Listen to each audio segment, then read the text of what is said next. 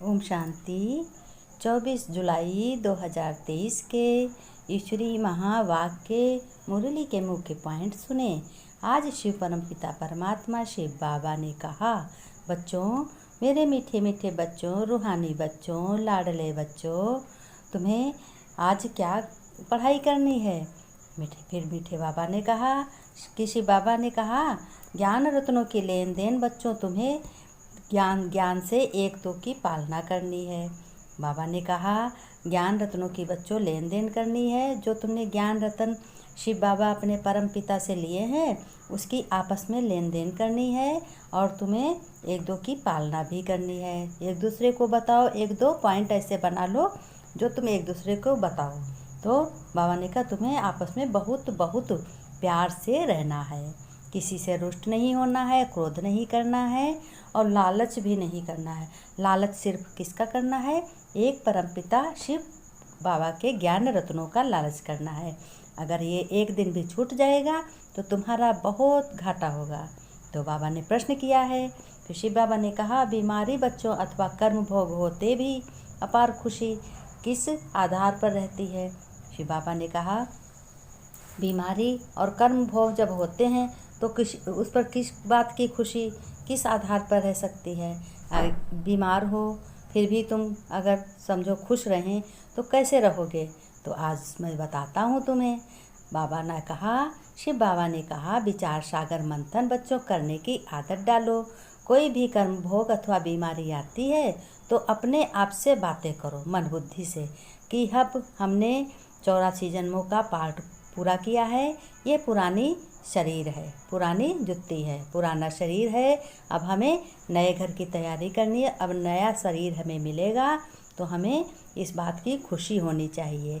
तो हमें जो कुछ भी है, अगर बीमारी है, कुछ भी है, दर्द है, वो हमारा भूला रहेगा। क्योंकि अगर कुछ मिलने को होता तो उसकी खुशी अपार होती है। तो तुम्हें क्या मिलने का है? स्वराज्य अधिकारी बनोगे और अपने 21 जन्मों का अधिकार लोगे अपने परम पिता से। सुखदाता के बच्चे हो और स्वर्ग तुमको मिलेगा। स्वर्ग कुछ भी दुख नहीं होगा, सब सुख ही सुख होगा। अथाह सुख 21 जन्मों के लिए मिलेंगे। 21 जन्म तुम बादशाह बन के रहोगे, राजा बन के रहोगे। फिर भी बाबा ने कहा, 21 जन्मों के लिए सब बीमारियों भी छूट जाएंगी तुम्हारी। और कोई बीमारी छूटती जाती है तो खुशी भी होती है। अगर कोई बीमारी छूटती जाती है तो तुम्हें खुशी भी बहुत होती है। फिर बाबा ने कहा, शिव बाबा ने, कि बच्चों, गीत भी है इसी पे, कि माता वो माता तो सबकी भाग्य विधाता। अब माता कौन है? ब्रह्मा माता है, क्योंकि उसकी मुख वंशावली से तुम बच्चे बने हो, है ना। और कुख वंशावली, कुख के से जो तुम्हारे माता पिता तुम्हें जन्म देते हैं उसको कुख वंशावली कहते हैं। जो ब्रह्मा मुख के मुख से भगवान ज्ञान सुनाते हैं तो उसको ब्रह्मा मुख वंशावली कहते हो, क्योंकि मुख से तुमने ज्ञान सुना और तुम उनके बच्चे बन गए। तुम्हें पहचान मिल गई भगवान की, परमपिता परमात्मा ईश्वर की पहचान मिल गई तो तुम उनके बच्चे बन गए। तो शिव बाबा ने कहा, बच्चों, तुम शिव बाबा के भंडारे से ही सबकी पालना करते हो। जो तुम्हारा घर है, घर में जब भोजन बनाते हो, ये शिव बाबा का भंडारा बुद्धि में रहे तुम्हारी, कि भंडारा बन रहा है।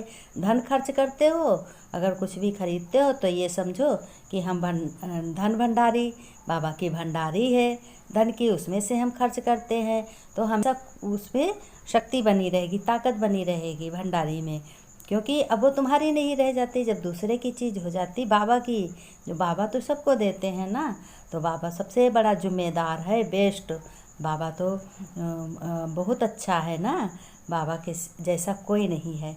तो शिव बाबा ने कहा, अथवा ज्ञान अमृत के कलश से तुम्हारी भी पालना बच्चों होती है। जो ज्ञान अमृत का कलश है माताएं ही उठाती हैं। कहीं भी भागवत होती है, कुछ भी होती है, माताओं को ही पूछा जाता है कि आज तुम्हें कलश उठाना होगा, कल भागवत होगी तो तुम्हें भी कल कलश उठाने के लिए आना पड़ेगा, ऐसे कहते हो ना।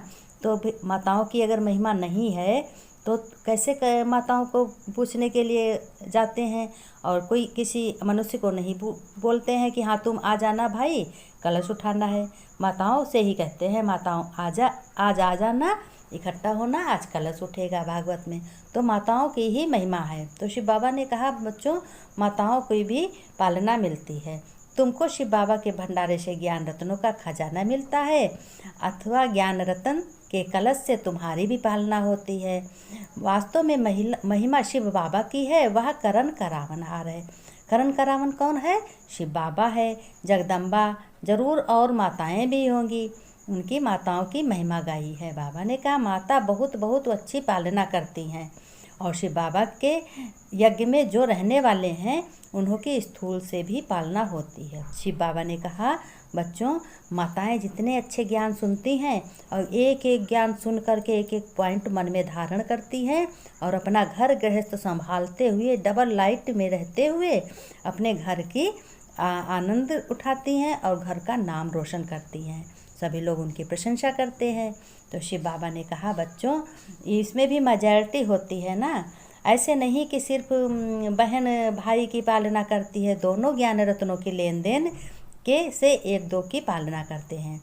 ऐसा नहीं कि भाई ही ज्ञान रत्न देते हैं, बहन नहीं देती है। बहन भाई दोनों मिलकर बाबा की यज्ञ की पालना करते हैं और सेवा करते हैं। तो बाबा ने कहा, शिव बाबा ने इस दुनिया में तो एक दो को विकार ही देते रहते हैं। आप देखो, शिव बाबा ने कहा मनुष्य तो किसी को कुछ दे न सके, एक दूसरे को दुख ही देते रहते हैं। किसी को कुछ कह भी दिया, गलत सलत कह दिया, सोचते विचारते कुछ नहीं है, ऐसा बोल देते हैं कि मानो तीर लग जाता है। तो शिव बाबा ने कहा वो पत्थर बुद्धि के होते हैं। शिव बाबा ने कहा तुम्हें राम राज्य में जाना है तो तुम सूर्यवंशी हो, तो तुम्हें शिव बाबा की प्रेरणा में लेना है कि रावण की मत पे चलना कि शिव बाबा की मत पर चलना? बताओ बच्चों। तो बच्चों ने बताया कि नहीं बाबा, हमें शिव बाबा की श्रीमत पर चलना है। रावण की मत पे चलेंगे तो दुख ही दुख है बाबा। एक बाबा की श्रीमत पर चलेंगे तो सुख ही सुख है और 21 जन्म तक सुखी रहेंगे। फिर शिव बाबा ने कहा कि ये तो समझानी है बच्चों, तुम तो हो भाई बहन, सभी लोग आत्मा से सभी लोग भाई बहन हैं। वैसे जब शादी ब्याह हो जाता है, शरीर से देखो तो सबके रिश्ते हैं, संबंध हैं, बंधन है। तो आत्मा से सबको भाई भाई की नज़र में देखना है। वैसे तो पार्ट है, किसी की माँ है, किसी की बहन है, किसी का भाई, किसी का पति है। तो देह से तो सारे संबंध हैं, लेकिन आत्मा से किसका संबंध है? आत्मा से सब भाई भाई हैं, और आत्मा से परमपिता परमात्मा के सारे बच्चे आत्मा से हो गए तो भाई भाई कहते। लोग गलत सोचने लगते हैं कि कहीं पुरुष स्त्री भी भाई बहन बन सकते हैं। नहीं, ऐसा नहीं, ये डबल लाइट के बच्चे हो जाते हैं। जब शिव बाबा का ज्ञान सुनकर बच्चे बनते हैं तो परमात्मा के बच्चे हो जाते हैं। तो आत्मा एक जैसी होती है, शरीर में फर्क होता है और आत्मा सबकी एक जैसी होती है, तभी उस आत्मा परम पिता परमात्मा की तो सब रचना है, उनके तो सभी संतान हैं। तो इस हिसाब से भाई भाई हो गए सब लोग समझने में बहुत ही नासमझ बन जाते हैं, कुछ समझते नहीं हैं। फिर शिव बाबा ने कहा तुम लोगों का धर्म ही है आदि सनातन देवी देवता धर्म, तुम उसी धर्म के हो। तो शिव बाबा ने कहा आदि सनातन ब्राह्मणों का धर्म है, जो प्रायः लोप हो गया है। इस वक्त कोई आदि सनातन देवी देवता धर्म नहीं कहता है, यही कहता है हिंदू धर्म, मुस्लिम धर्म, क्रिश्चियन धर्म। नहीं, सब एक धर्म के हैं, बीच में सब कन्वर्ट हो गए हैं। किसी को किसी में आनंद, किसी को किसी में आनंद है। इस वजह से है सब एक ही बाप की रचना, वो रचयिता है परमपिता। समझने में लोगों ने गलती कर दी है। फिर शिव बाबा ने कहा कितना अच्छा राज है समझने का, तुम बच्चों राजयोगी हो, कर्मयोगी हो।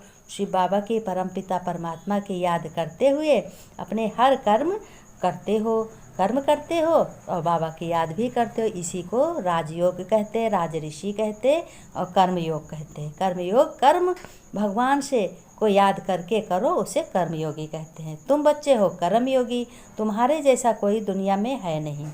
स्वर्ग की बादशाही तुम्हारा बच्चों जन्म सिद्ध अधिकार है। स्वर्ग में तुम बादशाही तुम्हें मिलेगी और तुम राजा बनकर रहोगे, तुम ही अपना राज शासन चलाओगे। फिर बच्चों शिव बाबा ने कहा माता तो निराकार हो न सके, फादर निराकार है। क्योंकि माता है ब्रह्मा निराकार थोड़ी है, परमपिता परमात्मा शिव निराकार है। तो शिव बाबा ने कहा उनको तो यहाँ आना पड़े जो अपना परिचय देने के लिए, तो ज़रूर उनको माता चाहिए। जब शिव बाबा को परिचय देने के लिए आना पड़े तो उन्हें किसी का शरीर चाहिए, तो ब्रह्मा का तन लेते हैं तो वो माता होगी। इसीलिए गाते हैं माँ तुम ही हो माता पिता तुम ही हो। सभी लोग हाथ जोड़ के सभी भक्त एक ही बात तो कहते हैं, तुम ही हो माता पिता तुम ही हो। तो उस वक्त बुद्धि से सोचो और साक्षात करो कि हम एक परमात्मा के भाई भाई हैं, संतान हैं। तो बाबा ने कहा कोई तो निमित्त बनना चाहिए, क्या भूल हो जाती भारत इतना दुखी होता है। तो विकर्म जब आते हैं, माया रावण ने विमुख कराया है, जैसे बाबा करण करावन हार है, वैसे ब्रह्मा बाबा ने कहा कि देखो हमने भी शिव परम पिता परमात्मा को याद किया, वो बेहद का बाप है, हमारा भी बेहद का बाप है, तो तुम्हारा भी बेहद का बाप है, उसके सिवा कोई हो नहीं सकता। वो तो बिल्कुल सुख का सागर है और सुख शांति उसी से मिल सकती है, कोई किसी को सुख शांति दे ना सके। फिर शिव बाबा ने कहा कि देखो बच्चों, तुम्हें अपने बाप के श्रेष्ठ कर्म श्रीमत पर चलना चाहिए, तुम्हें श्रेष्ठ से श्रेष्ठ बनना है और सभी को परिचय देना है अपने परमपिता का, नहीं तो सोते के सोते रहेंगे, अज्ञान अंधेरा उनके लिए बहुत है। तो शिव बाबा ने कहा ज्ञान सुनो, अज्ञान अंधेरा का दूर करो और अपने घर गृहस्थ में रह कर के खुशी से रहो, सबकी पालना करो, सबको श्रीमत दो,